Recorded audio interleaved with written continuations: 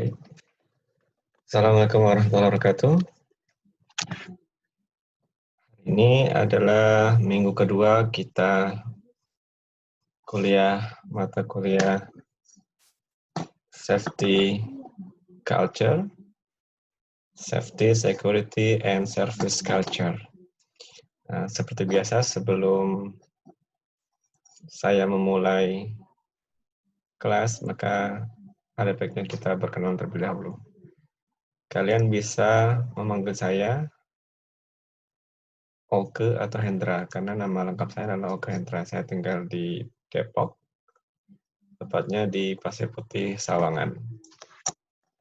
Pendidikan terakhir saya adalah Master Spesialis dari École Nationale de l'Aviation Civile, Toulouse, Major Advanced Master Aviation Safety Management. Sebelumnya saya lulusan dari ITB, studi pembangunan. Saya pernah menjadi research student di Kyoto University dalam rangka program Sandwich. Bidang kalian saya, Safety Management in Aviation, Service Management, Policy Analysis, System Dynamic, and Government Procurement. Saya menjadi dosen di STPI sejak 2010 dengan mata kuliah SMS dan metode riset. Demikian perkenalan singkat. Kita lanjut ke materi.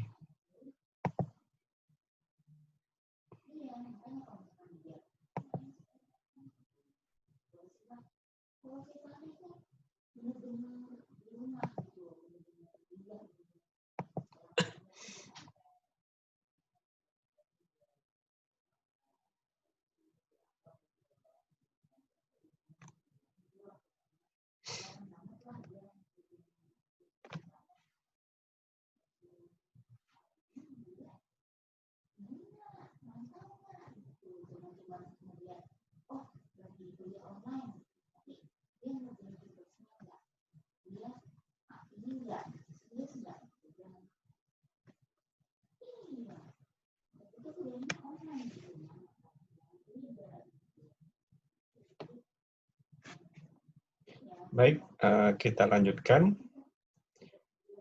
Untuk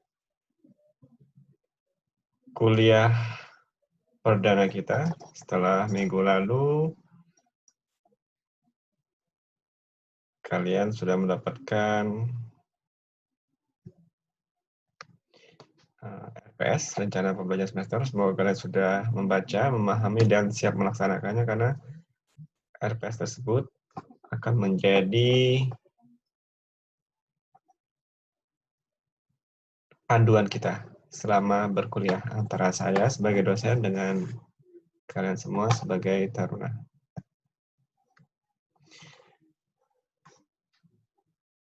Minggu ini kita akan membahas modul pertama terkait dengan konsep safety.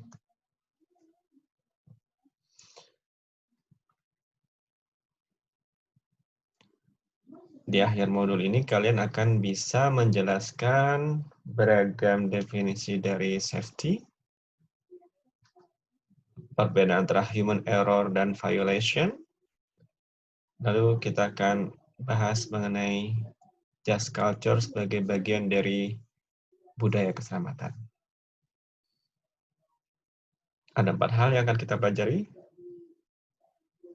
Oke, kita mulai. Yang pertama. Hal pertama yang ingin saya tanyakan jika kelas ini offline adalah, apa sih yang kalian pahami selama ini terkait dengan makna dari keselamatan atau safety itu sendiri? Dari beragam kelas yang saya pernah ajar, banyak hal. Mereka ada yang mengatakan menghindari resiko, menjalani aturan, dan lain sebagainya. Dan sebagian besar makna safety itu tepat, namun ada beberapa yang perlu diperbaiki. Jadi, apa itu safety? Ada beberapa pakar yang menyatakan bahwa safety adalah ketika kita bisa menjadikan accident itu zero atau tidak ada sama sekali kecelakaan ataupun serius insiden. Ada juga yang mengatakan bahwa safety adalah bebas dari potensi bahaya. Yang lainnya menyatakan bahwa safety adalah perilaku kita terhadap sikap atau aksi yang tidak aman, tidak selamat, yang dilakukan oleh pekerja dari sebuah organisasi penerbangan. Yang lainnya menyatakan bahwa safety adalah menolak error. Dan pakar yang lain menyatakan bahwa safety adalah bagaimana kita comply dengan segala aturan yang ada, baik internasional maupun dalam negeri, dan beragam definisi lainnya. Namun sebagai bagian dari dunia penerbangan, maka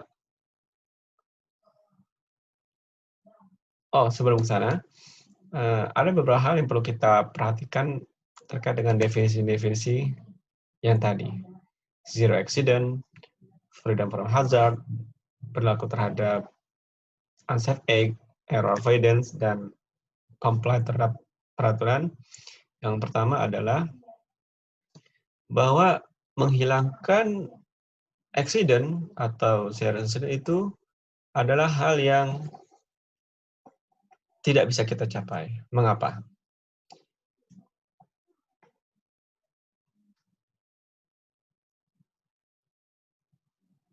Karena accident akan selalu ada. Bisa jadi karena perilaku kita, atau peralatan kita miliki, dan lain sebagainya. Sehingga menyatakan bahwa zero accident itu adalah hal yang sedikit mustahil. Selanjutnya, yang namanya kegagalan akan selalu ada. Meskipun kita berusaha untuk melengkapi segala usaha, daya, upaya agar kita berhasil. Bahkan di Indonesia sendiri kita memiliki sebuah peribahasa, sepandai-pandainya tupai melompat, maka pada suatu saat dia akan jatuh juga. Pun dengan dunia keselamatan. Sehingga menyatakan bahwa kita bisa menghilangkan error atau menolak hazard itu adalah hal yang susah untuk dicapai. Dan ketiga, ini yang penting. Tidak ada aktivitas ataupun sistem yang ada manusia di belakangnya yang bisa menjamin kita akan sepenuhnya bebas dari hazard ataupun error. Tiga hal ini yang perlu kalian pertimbangkan ketika kita mau memahami safety dengan definisi-definisi para pakar yang tadi. Sehingga, yang bisa kita lakukan adalah kita mengontrol resiko tersebut, dan error yang akan selalu ada karena kita manusia tadi pada posisi yang bisa kita terima dampaknya, atau yang ada di sistem yang bisa kita anggap sebagai sistem yang selamat. Sehingga berdasarkan consider tersebut, maka ICAO sebagai lembaga PBB yang menaungi dunia penerbangan internasional mencakup hal tersebut ketika mendefinisikan safety berdasarkan dokumen 9859 terkait dengan Safety Management Manual. Berikut adalah definisi safety menurut ICAO. Safety adalah sebuah state.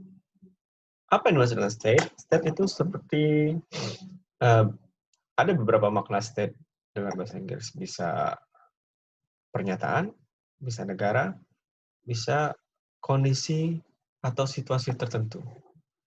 Nah, Definisi yang kita gunakan untuk safety adalah state sebagai sebuah kondisi di mana resiko yang membahayakan orang ataupun merusak barang itu bisa kita kurangi pada dan kita kelola pada atau di bawah. Nah, di sini ada kata kuncinya adalah level. Level yang bisa kita terima. Melalui apa? Melalui proses yang berkelanjutan dari mengidentifikasi potensi bahaya atau hazard dan bagaimana kita memanage resiko dari hazard itu sendiri. Sehingga definisi ini tidak terlihat amat sempurna yang sampai mustahil kita capai atau gagal kita lakukan. Yang bisa kita lakukan adalah mengontrol pada level yang bisa kita terima. Definisi safety ini yang harus kalian pahami sebagai insan penerbangan dan kalian implementasikan jika kalian kelak nanti bekerja di industri penerbangan. Sampai sini. Semoga kalian bisa paham. Nanti kalau kalian bingung, kalian bisa bertanya di Google Classroom. Oke, kita lanjutkan.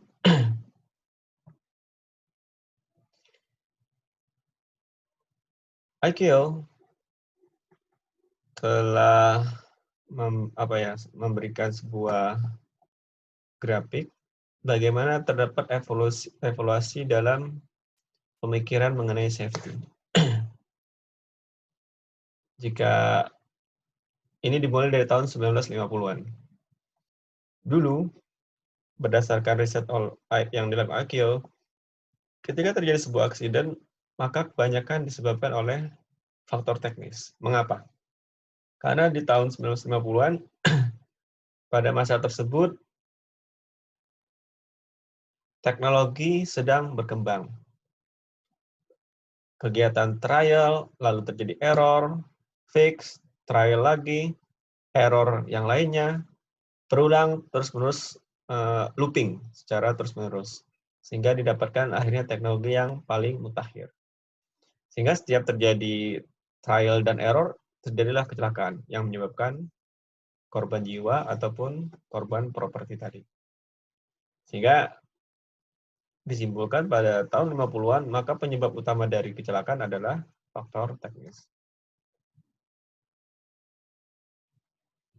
Namun, pemikiran ini berubah di tahun 1970-an, begitu teknologi sudah semakin canggih, semakin baik, loh kok masih terjadi kecelakaan?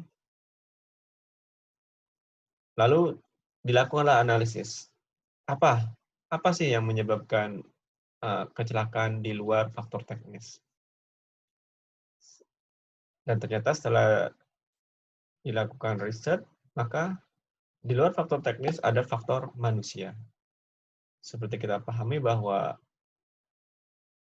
manusia itu bisa melakukan sebuah kesalahan, baik karena lack of knowledge atau kekurangan pemahaman, ataupun lack of skill, atau bahkan kesehatan. Ketika kita sakit, kita seringkali melakukan beberapa error. Dan di penerbangan ketika error terjadi, maka dampaknya fatal. Sehingga sudah ditemukan dua faktor yang menyebabkan accident bisa terjadi. Namun, di tahun 90-an, pemikiran ini berkembang. Sehingga ditemukan lagi faktor-faktor lain selain faktor teknis dan faktor manusia, yaitu faktor organisasi. Mengapa? Karena ternyata dalam sebuah organisasi yang mereka melakukan proses manajemen, ada beberapa hal yang dilakukan organisasi sebagai kebijakan yang bisa menyebabkan turunnya atau degradasinya kemampuan teknis barang ataupun kemampuan manusia. Bisa kita ambil contoh misalkan. Ketika sebuah alat harus dilakukan proses pemeliharaan dikarenakan oleh kondisi keuangan organisasi, akhirnya cek rutin tersebut ditunda. Hal ini bisa jadi menyebabkan sebuah kecelakaan.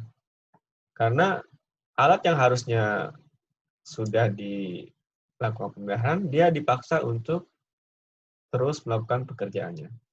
Sehingga bisa jadi ini menjadi penyebab dari sebuah accident ataupun serious incident.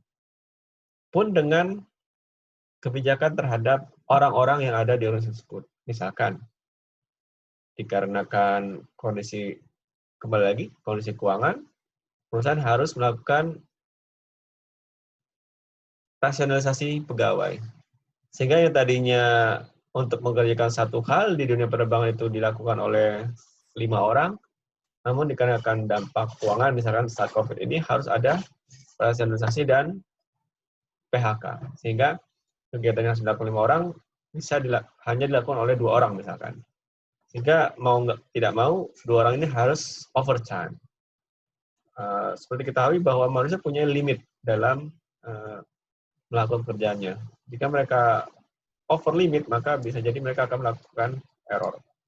Nah, faktor organisasi inilah yang akhirnya ditemukan oleh IQ sebagai faktor yang bisa menyebabkan accident dan insiden di masa yang akan datang. Sehingga ketiga faktor ini saling berkelindan atau saling kait-mengait yang akhirnya menyebabkan terjadinya sebuah kecelakaan. Inilah evolusi bagaimana orang berpikir mengenai safety. Oke, di sini akan ada video, bisa kalian perhatikan.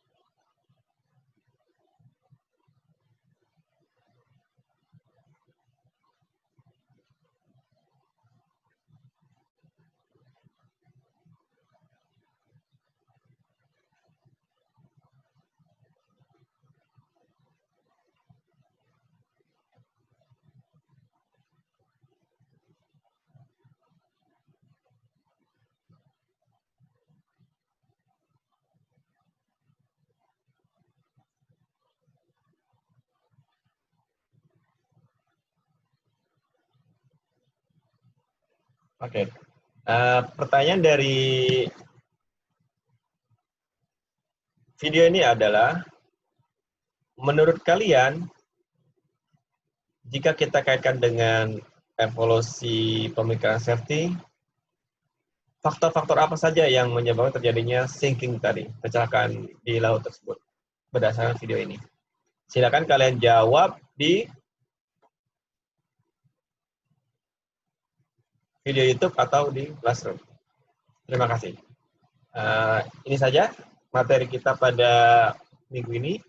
Silakan kalian kerjakan tugas yang saya berikan via presentasi ini.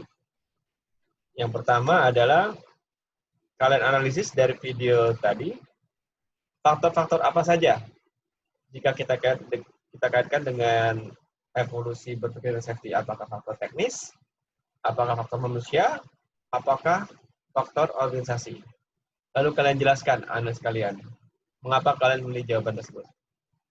Demikian materi kita pada hari Minggu ini. Saya tutup.